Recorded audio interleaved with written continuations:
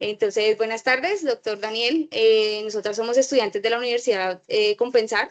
Estamos actualmente haciendo la especialización en calidad y auditoría en salud. Pues este es un ejercicio que tenemos para nuestra materia Sistemas Integrados de Gestión. Entonces, muchas gracias por aceptar nuestra invitación. Entonces, vamos a proceder con unas preguntas acerca de la implementación de las ISO 9001, 14001 y 45001 desde su experiencia. ¿Listo? Claro que sí. Perfecto. Si quieres, empiezo con unas preguntas. Si quieres, preséntate, mira. Claro que sí. Bueno, pues nada, muchísimo gusto y gracias por este espacio. Daniel Maecha, médico de profesión, auditor IRCA en ISO 45, 9001, 14001, entre otras, y encargado en parte del Sistema Integrado de Gestión de la IPS, en la cual actualmente pues desempeño mi labor. Ya con unos 15 años de experiencia en el área médica y más o menos unos 10 años en sistemas de gestión, más o menos. Súper. Muchas gracias. Claro que Entonces sí. entramos como en la parte del ejercicio. Entonces empezamos como en la primera parte, que es la contextualización. Entonces, ¿cómo identificas la organización o cómo identificó la organización las necesidades para poder determinar la planificación y alcances para este tipo de sistemas integrados, como es el sistema de gestión de calidad, el sistema de medio ambiente y el de seguridad y salud del trabajo?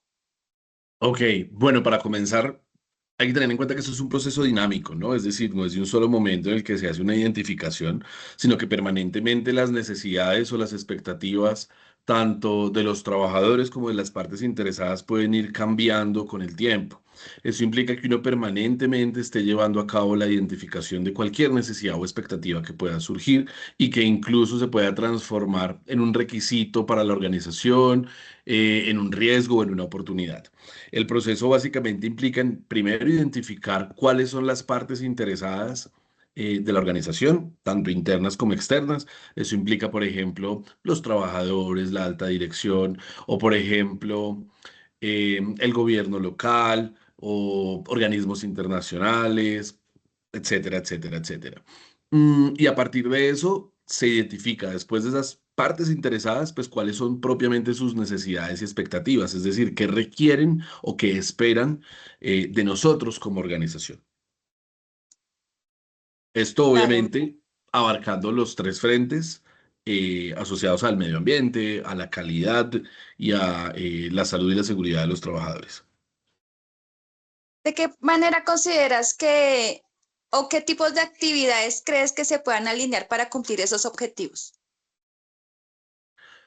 ¿Qué tipo de actividades se pueden, qué, perdóname? Se pueden como alinear o implementar para poder alcanzar ese tipo de objetivos. Bueno, primero, a ver, la organización tiene varios objetivos. eh, Básicamente están encerrados en 10 objetivos estratégicos y cada uno de esos 10 objetivos estratégicos de alguna forma se alinean con los objetivos propios del sistema integrado de gestión. Actualmente nosotros en la organización tenemos 10 sistemas de gestión certificados que incluye por supuesto salud, seguridad en el trabajo, ambiente, calidad y además temas de seguridad de la información, de privacidad de datos personales, de eficiencia energética, de responsabilidad social corporativa, derechos humanos, eh, diversidad, equidad e inclusión, atención de requerimientos, entre otros. Todos estos sistemas de gestión, que en total son 10 también, tienen sus propios objetivos que, insisto, van alineados con los objetivos estratégicos de la organización, precisamente para poder ir con un mismo propósito y no necesariamente solo por cumplirlos, sino precisamente por proteger el medio ambiente, la contaminación. Ustedes entenderán del sistema de gestión ISO 14001, pero también en pro de la satisfacción del cliente y, por supuesto, en la prevención de accidentes y enfermedades. No sé si respondí tu pregunta. Sí, se alinean los objetivos a nivel de los objetivos que tienen organizacionales. Tal cual. Listo, mío. ¿Cómo crees que es el compromiso frente al liderazgo en la empresa? O sea, ¿cómo es la participación en esa parte de liderazgo en la empresa? Bueno, hay varios frentes también. La alta dirección de la organización, más allá de plasmar los compromisos en un documento que es la política, ¿cierto?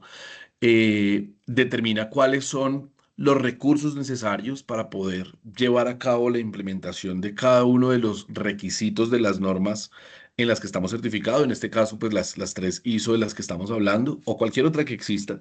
Pero más allá de eso es determinar, pues, cuáles son las personas, los recursos humanos que lleven a cabo esa implementación, esa ejecución, y no solo la implementación, sino todo el PHBA del proceso, ¿cierto? El planear, el ejecutar, el llevar a cabo procesos de medición y el tomar acciones en caso de desviación.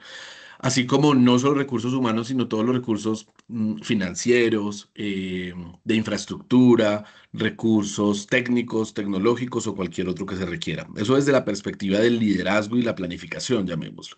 Pero en cuanto a participación, que hacía parte de tu pregunta, pues obviamente aquí también hay varios frentes porque el sistema de gestión no es solo de la alta dirección, ¿cierto? No es solo porque exista un documento o porque exista alguien que lo establezca, sino porque requiere la consulta y participación de todas las partes interesadas, que hablábamos justo al inicio, tanto los trabajadores como cualquier otro frente que de alguna forma se pueda haber involucrado. ¿Cómo se comunican ese tipo de roles? ¿Cómo hacen ese tipo de comunicaciones entre los roles? O sea, ¿cómo definen Ok, esas responsabilidades? ok. Bueno, todas las personas en la organización tienen asignados unas responsabilidades y unas autoridades frente a lo que establecen los sistemas de gestión. Habrá responsabilidades para salud y seguridad en el trabajo, habrá responsabilidades para calidad, habrá responsabilidades para ambiente. Por ejemplo, si me voy a la parte de SST, que además no solo está normada en las ISO, sino que está reglamentada en la legislación local, son básicamente seis, las que aparecen en el decreto 1072 de 2015, y que son, digamos así, de obligatorio cumplimiento. Pero también dentro del sistema de gestión se asignan otras responsabilidades frente al cuidado del ambiente o a la protección del medio ambiente, temas, por ejemplo, de uso eficiente y ahorro de agua y energía.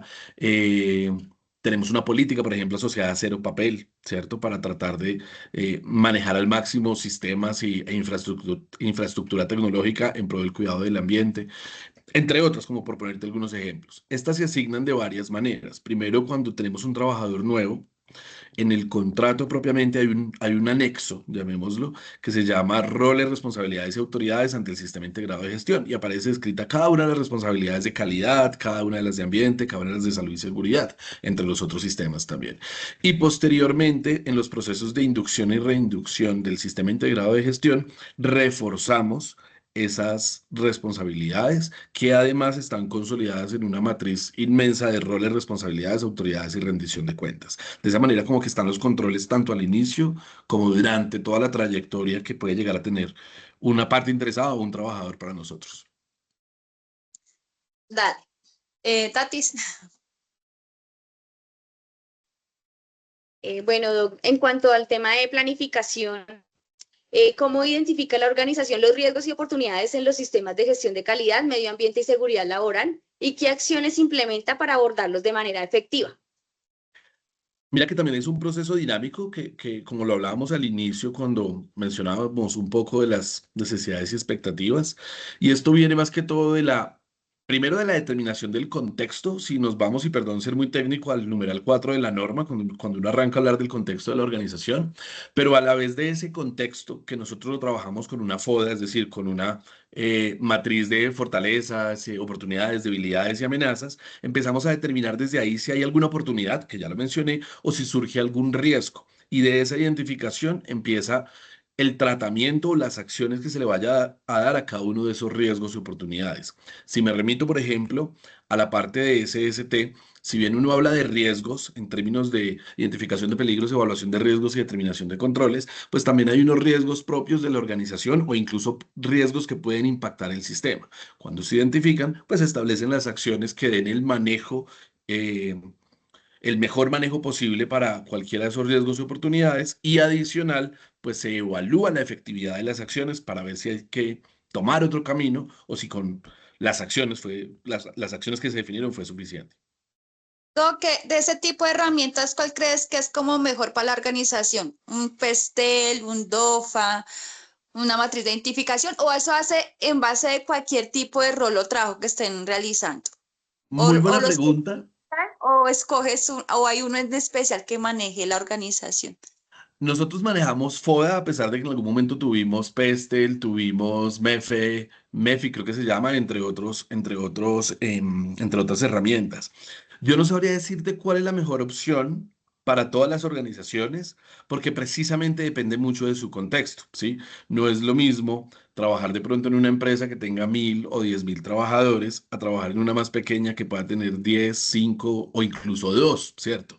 Y dependiendo de eso, pues obviamente la herramienta podría variar en términos de el alcance, la practicidad o la dificultad que pueda llegar a generarse. Por lo tanto, primero habría que determinar cuáles son como las necesidades propias de la organización, el tamaño, el alcance, la actividad económica, entre otras, analizar de esas herramientas cuál es la mejor opción u otras que puede haber también y que de pronto yo no, pues desconozco porque no las utilizo, eh, e implementarlas. Entonces puede ser muy variable dependiendo de la organización. Gracias, doctor. Doc, ¿de qué manera se establecen los objetivos de calidad, medio ambiente y seguridad y salud en el trabajo y cómo se planifica su cumplimiento para asegurar que haya mejora continua? Ok, nosotros año a año, y les comentaba al principio de los 10 objetivos estratégicos, nosotros año a año hacemos como un borrón y cuenta nueva, por decirlo de alguna forma. Miramos cómo cerramos el año, y esto se hace a partir de unas rendiciones de cuentas de cada uno de los frentes que tienen asignada una responsabilidad, ¿cierto? Pero además hacemos un proceso de revisión por la dirección en donde miramos los resultados del año inmediatamente anterior. Una vez revisados esos resultados, entendiendo, por ejemplo, cómo está la satisfacción del cliente, entendiendo, por ejemplo, cuál ha sido de pronto la incidencia o prevalencia de enfermedades laborales, o cuál ha sido la frecuencia o la severidad de los accidentes, o, por ejemplo, cómo estamos en tema de consumo de agua, de energía, de papel, que les hablaba también hace un momento. Vamos revisando esos resultados y según eso vamos modificando si se requiere los objetivos o manteniéndolos si es que efectivamente la manera como están establecidos, pues permite dar cumplimiento y medición objetiva, pues para también tomar acciones. Es un proceso también muy dinámico que va cambiando año a año o incluso puede cambiar antes dependiendo de las novedades que puedan ir surgiendo. Seguramente ustedes escucharon sobre la enmienda de cambio climático y con esa enmienda pues obviamente tuvimos que transformar nuestros sistemas de gestión pues también para eh, darle cumplimiento a esos nuevos requisitos. Y más allá de darle cumplimiento pues que la organización efectivamente esté muy alineada en estos procesos del cuidado del ambiente y pues de las personas y de nuestros clientes. Esos cambios Gracias, doctor. planificados y ya gestionados como tal, ¿los comunican en toda la organización o solamente lo hacen desde gerencia, o sea, va hasta los mismos pacientes, llegan hasta ese punto? Eh, no necesariamente todos, digamos que está muy estructurado qué se necesita comunicar, cómo, cuándo, etcétera. Tenemos para lograrlo también otra matriz. Nosotros somos, creo que, multimatrices, tenemos matrices para todo. Y hay una matriz que se llama, se me escapa en ese momento el nombre, pero es bueno, voy a agarrar en el nombre, pero es la matriz de comunicación, consulta, participación y otras cositas, ¿cierto? Y no hablo del plan de comunicación como tal, sino hablo de un esquema diferente al plan de comunicación. Y desde allí determinamos qué se comunica, cómo se comunica, cuándo se comunica, con qué frecuencia, etcétera, etcétera. Por ejemplo, habrá temas que son universales y que se le debe comunicar a los trabajadores, a los pacientes, a cualquier otra parte interesada, a la misma alta dirección y demás, como habrá otros que de pronto son más estratégicos y no requieran de pronto una comunicación masiva. Y en cuanto al mecanismo que me preguntabas, Luz, nosotros utilizamos medios digitales y medios duros. Dentro de medios duros tenemos, por ejemplo, tableros en las entradas de cada una de las sedes, en donde aparecerá como foco central el reglamento interno de trabajo y alrededor de ese reglamento interno las diferentes políticas, códigos y demás eh, información que se deba comunicar de esta manera, pues a nivel físico. Pero a nivel digital, nosotros utilizamos mecanismos que incluyen redes sociales, por ejemplo, para comunicados mucho más simples, más amigables, no simples, pero sí más amigables con los usuarios. O tenemos una página interna que es como una intranet en donde comunicamos también nuestras políticas, las responsabilidades, comunicamos de pronto los cambios, las lecciones aprendidas, entre muchas otras cosas que requieren eh, comunicarse o incluso mantenerse como documentación o como información documentada. Listo. Perfecto. Doc, bueno, vamos a otra pregunta. ¿Podría contarme cómo la organización se asegura de que el personal tenga los recursos y la capacitación necesaria y que todos sean conscientes de su papel en calidad, medio ambiente y seguridad laboral? Ok. La organización, al ser una multinacional, eh, de origen no colombiano, pero pues digamos que con una asignación presupuestal a nivel global, establece unos ratios a partir del revenue. ¿Eso qué quiere decir? Que en la medida en que haya ganancias, siempre hay un porcentaje de esa ganancia establecido para muchos frentes, incluyendo la implementación del sistema. En términos de rubro puede variar, subir o bajar dependiendo de la ganancia y también dependiendo de cómo esté el dólar, ¿cierto? Pero siempre hay un presupuesto asignado en términos de ratio, en términos de porcentaje. Ese presupuesto se documenta en un documento de presupuesto. O sea, hay un presupuesto donde dice mes a mes qué se estableció y cómo se ejecuta, cómo se compran, por ejemplo, cómo se cumplen los estándares de habilitación, que seguramente ustedes los han visto en algún momento. Entonces, por ejemplo, cómo se cubre todo el tema de talento humano, de infraestructura, de dotación con los equipos. Estoy tratando de recordar el orden. Creo que luego sigue medicamentos, insumos y dispositivos. Entonces, cómo se cubren esos gastos, todo el tema de procesos prioritarios, de historia clínica y de interdependencia también cuando se requiere. No sé si omití alguno.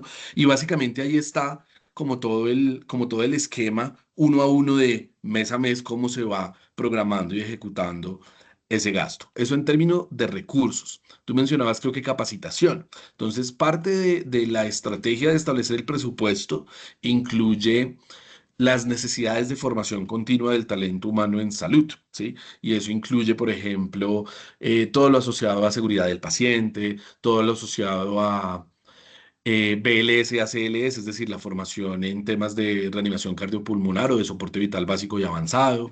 Incluye, por ejemplo, temas muy particulares dependiendo de los roles que llevan a cabo alguna tarea que pues puede ir variando. Incluye, por ejemplo, los mismos temas de formación continua en esto que estamos hablando de sistemas de gestión. Entonces, pues es tan amplio como se requiera. No sé si respondí tu pregunta. No, sí. Sí. Ok. Bueno, ¿podría contarnos cómo la organización planifica y controla sus operaciones para asegurar que los productos y servicios cumplan con los requisitos de calidad, medio ambiente y seguridad laboral? La parte como operacional. Sí, Como la control parte, operacional. Perdóname. sí, la parte de los requisitos de calidad. El control operacional. Bueno, y tú mencionas los requisitos. Creo que ese es el paso más importante. Si bien no hace parte propiamente del numeral 8 de control operacional, uno ya identifica previamente cuáles son esos requisitos, ¿no? Entonces, lo que nosotros hacemos es determinar cuáles son los requisitos legales, es decir, lo que exige la legislación. De pronto, en términos de calidad, no hay mayor volumen de requisitos legales como si ocurre con la parte ambiental y sobre todo con la parte de salud y seguridad. Pero además de los requisitos legales, identificamos los requisitos contractuales, es decir, lo que se tiene a partir de algunos clientes que ya tienen permanencia con nosotros y pues tendrán sus requisitos propios. De igual manera, los requisitos corporativos, ¿sí? A nivel global existen unos estándares que son de obligatorio cumplimiento y también otro tipo de requisitos, no sé, los mismos normativos, es decir, los que establecen los numerales de las normas ISO o de las otras normas en donde estamos actualmente certificados. Cuando identificamos esos requisitos, nosotros aseguramos que se dé su cumplimiento con seguimiento estricto de cada requisito e incluso por lo menos una vez al año, aunque creo que me estoy adelantando de pronto un poco a unos numerales que seguramente veremos más adelante, pero hacemos un proceso de evaluación de cumplimiento. Esa evaluación de cumplimiento es básicamente que un personal externo, en este caso nuestro corredor de seguros a través de un abogado, nos evalúe cómo cumplimos cada uno de esos requisitos y en caso de que haya algún incumplimiento total o parcial, más allá de que nos levante una no conformidad, digamos que nos da la visual de dónde estamos desviándonos para poder tomar acciones correctivas y pues efectivamente asegurar el cumplimiento. Eso hace parte también del proceso de implementación de los sistemas de gestión, de todos los sistemas de gestión. El asegurar que en cada una de las sedes, en cada uno de los frentes y los procesos que llevamos a cabo, tanto presenciales como extramurales o remotos, pues se cumplan a cabalidad. Doc, ¿cómo se prepara la organización para enfrentar emergencias o situaciones imprevistas frente a acciones que toman para mantener la seguridad y la continuidad de estas operaciones? Súper interesante y seguramente como ejemplo ustedes también vivieron el pasado 22 de octubre el simulacro nacional y el distrital, porque hubo dos simulacros y DIGER y la unidad de gestión de riesgo no lograron ponerse de acuerdo y dejaron 2 horas diferentes, entonces había una hora en Bogotá y otra hora en el resto de las ciudades. Cosa curiosa, pero pues igual con eso también nos movimos precisamente para dar cumplimiento al requisito legal. Pero lo menciono porque ese pequeño ejercicio, más allá de que sea una exigencia local, hace parte de nuestro plan de prevención, preparación y respuesta ante emergencias. Ahí está estipulado cómo atendemos emergencias a nivel de personas, ¿cierto? Que puedan salir afectadas por, no sé, desastres o por temas incluso propios de su salud, ¿cierto? Pero a la vez, cómo protegemos al ambiente, cómo em, atacamos alguna emergencia de origen ambiental y a la vez esto hace parte o más bien se articula con unos BCPs, con unos planes de continuidad de negocio, en donde está establecido, por ejemplo, qué pasa si algo tan sencillo se va la energía, cómo respondemos con nuestras plantas, cómo le damos continuidad a ese proceso para que no se caiga en ningún momento, sino que permanentemente se pueda llevar a cabo la actividad que se esté realizando.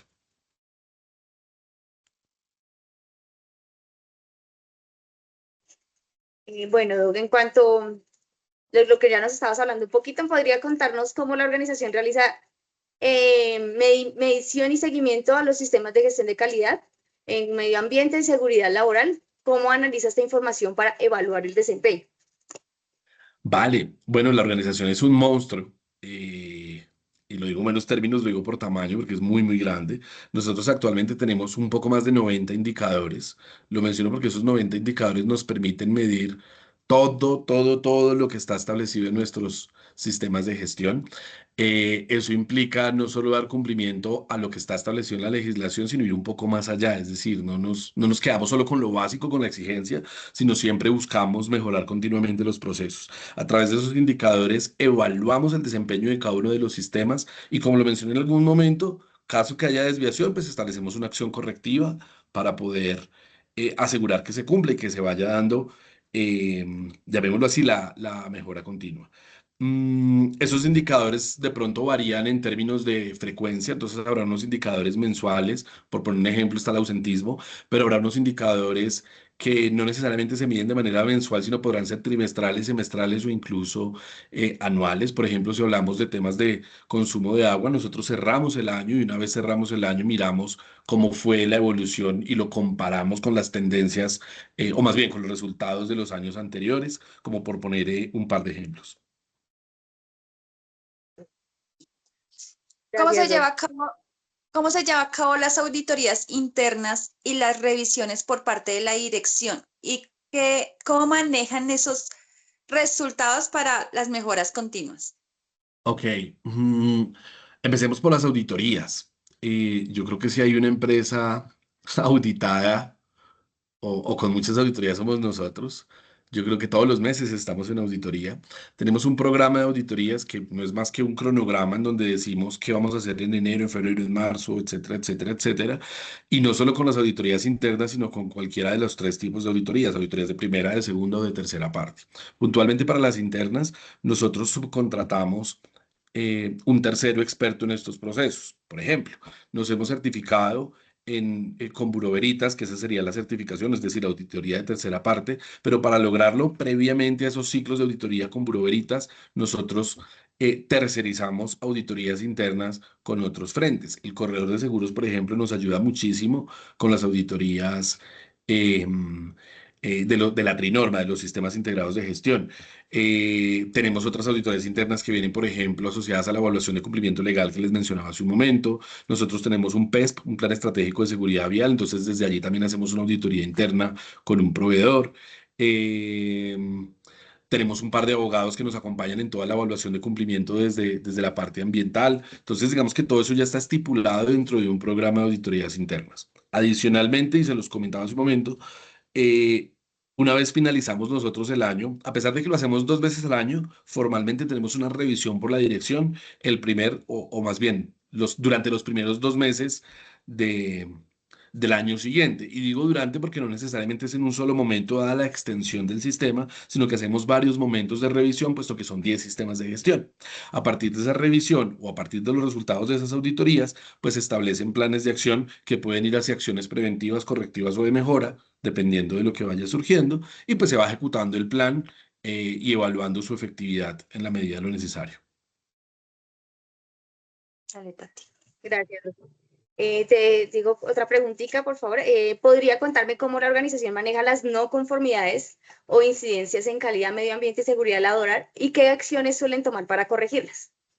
Ahí me adelanté un poquito también a la respuesta, pero básicamente es establecer que cuando haya una desviación, hay un procedimiento para eso, ¿no? Hay un procedimiento de acciones correctivas preventivas y de mejora, pero cuando haya una desviación que implique generar una acción correctiva, se hace un análisis de esa desviación, es decir, se evalúa cuál es la causa raíz y se establecen unos planes de acción en términos de actividad responsable, recursos, fechas de cumplimiento y estado en cuanto a si está abierto o está cerrada la acción e incluso al finalizar se evalúa la efectividad. Eso pasa con cada una de las desviaciones, es decir, cada vez que se incumpla un requisito, por ejemplo, de la misma norma ISO, ¿no? Cuando se incumple un requisito, establecemos una acción correctiva, la documentamos en unas fichas que hemos creado para eso y hacemos seguimiento a su cumplimiento.